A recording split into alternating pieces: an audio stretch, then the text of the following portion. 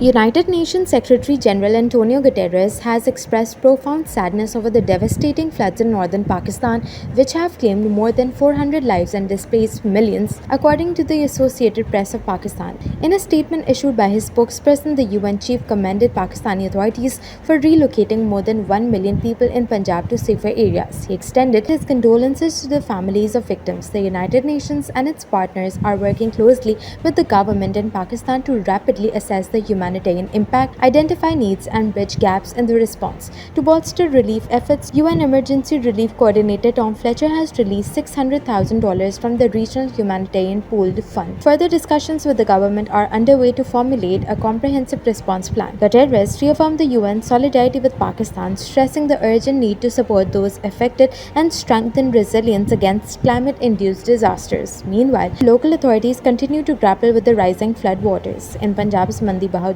district, two teenagers drowned in separate incidents. Rescue 112 reported that 18-year-old Awais drowned after falling into floodwater in Chak Abdullah, while 17-year-old Taimur drowned in Thatta Khan Muhammad. Their bodies were handed over to their families. In Multan, Deputy Commissioner Wasim Hamid Sindhu warned that the flood relay level in the Chenab River was continuously rising. Water has reached the Akbar Flood Dam and Sher Shah Headwork, submerging many villages. He said the situation could worsen with the joining of the Ravi River, which was already showing a rising trend. Sindhu added that breaching the embankment at Head Mohammadwala may be considered to protect lives in populated areas. In Gujarat, Punjab Commerce Minister Chaudhry Shafi Hussain said floodwater from Azad Kashmir had caused large-scale devastation. Protective embankments of two villages, Lauran and Madina Saidan, were breached and repair work was ongoing. He added that a temporary canal was being built to drain water into the Chenab. According to the Punjab PDMA, 46 people have died so far, with more than 3,900 villages impacted across the province. Over 3.8 million people have been affected,